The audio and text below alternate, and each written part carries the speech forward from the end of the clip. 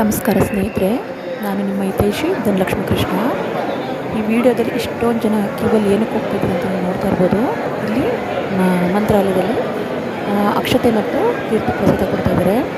ಯಾವುದೇ ಕಾರಣಕ್ಕೂ ತೀರ್ಥ ತೊಗೊಳ್ಬೇಕಾದ್ರೆ ಅವರು ಅಷ್ಟೇ ಅದ್ಭುತವಾಗಿ ನೀಡ್ತಾ ಇದ್ದಾರೆ. ಎರಡೆರಡು ಡ್ರಾಪ್ ಆಗ್ತಾ ಇದ್ದಾರೆ ತೀರ್ಥನ. ಯಾಕೆ ಅಂದರೆ ಕಾಲ ಮೇಲೆ ಬಿದ್ದರೆ ತುಂಬ ದೋಷ ಬರುತ್ತೆ, ಅಂಥ ಕಷ್ಟಗಳು ಎದುರಿಸೋಕ್ಕೆ ನಮ್ಮ ಕೈಲಿ ಸಾಧ್ಯ ಆಗಲ್ಲ, ಅಷ್ಟು ಕಷ್ಟಗಳು ಬರುತ್ತೆ. ತೀರ್ಥನ ಯಾವತ್ತೂ ಬಲಗೈಲಿ ತೊಗೊಂಡು ಬರೀ ಬಾಯಿಗೆ ತೊಗೋಬೇಕು, ತಲೆಗೆ ಸೇರ್ಕೋಬಾರ್ದು. ಯಾಕೆ ಅಂದರೆ ಕರ್ಮನ ಕಳ್ಕೊಳ್ಳೋಕ್ಕೆ ಬಂದಿರೋದು ಮತ್ತೆ ತಲೆ ಮೇಲೆ ಹಾಕೊಂಡು ಹೋಗ್ಬಾರ್ದು. ಅಭಿಷೇಕ ಆಗಿರೋಂಥ ನೀರನ್ನೇ ಕೊಡ್ತಾ ಇರ್ತಾರೆ ಅವರು. ಆ ತೀರ್ಥನ ನಾವು ತೊಗೊಂಡಾಗ ಅಲ್ಲಿ ಇಲ್ಲಿ ಚೆಲ್ಲೋಂಥದ್ದು, ಕಾಲ ಮೇಲೆ ಬೀಳೋಂಥದ್ದು ತುಳಿಬಾರ್ದು. ಅದನ್ನು ಆಮೇಲೆ ಮಂತ್ರಾಕ್ಷತೆ ಕೊಡ್ತಾರೆ, ಸ್ವಲ್ಪ ಸ್ವಲ್ಪನೇ ಕೊಡ್ತಾರೆ. ಮತ್ತೆ ಕೇಳಿದ್ರೆ ಅವರು ಕೂಡ ಪುನಃ ಅವರು ಮಂತ್ರಾಕ್ಷತೆನ ಕೊಡಲ್ಲ. ಅದನ್ನು ಜೋಪಾನವಾಗಿ ಇಟ್ಕೊಂಡು ಬನ್ನಿ.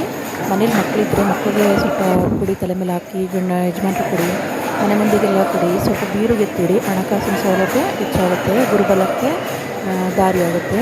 ಗುರುಬಲ ಇದ್ದರೆ ತಾನೇ ನಮಗೆ ಎಲ್ಲ ಕಡೆ ಕಾರ್ಯಗಳಾದಂಥದ್ದು, ಸಂಪಾದನೆ ಆಗೋದಾಗಲಿ, ಮನೆ ಕಟ್ಟೋದಾಗಲಿ, ಮಕ್ಕಳ ಮದುವೆ ಆಗಲಿ, ವಿದ್ಯಾಭ್ಯಾಸ ಆಗಲಿ, ಎಲ್ಲ ದಿನಕ್ಕೂ ನಮಗೆ ಗುರುಬಲ ಬೇಕೇ ಬೇಕು.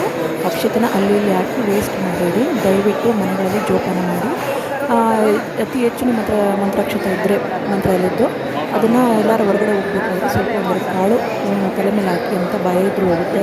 ಮಕ್ಕಳು ಎದುರ್ಕೊಂಡಾಗ ಅವ್ರ ತಲೆ ಮೇಲೆ ಹಾಕಿ ಎಂಥ ಪೀಡೆ ಪಿಶಾಚಿಗಳನ್ನು ಓಡಿಸೋಂಥ ಶಕ್ತಿ ಆ ಮಂತ್ರಶಕ್ತಿಗಿದೆ. ಆ ಮಂತ್ರಶಕ್ತಿ ಅಂತಂದರೆ ಅಪಾರವಾದ ಶಕ್ತಿ ಇರ್ತದೆ. ಆ ಶಕ್ತಿ ನಮ್ಮಲ್ಲಿ ನಮ್ಮ ದೇಹಕ್ಕೆ ಸ್ಪ್ರೆಡ್ ಆಗ್ತಾ ಹೋಗುತ್ತೆ, ಅಂತಂದರೆ ನಮ್ಮ ದೇಹದಲ್ಲಿ ರವಾನಿಸ್ತಾ ಹೋಗುತ್ತೆ. ಅದರಿಂದ ಮಂತ್ರಶಕ್ತಿನ ಎಲ್ಲೂ ಅಲ್ಲಿ ಹಾಕ್ತಾನೆ ಜೋಪಾನ ಮಾಡಿ. ನಮಸ್ಕಾರ ಸ್ನೇಹಿತರೆ.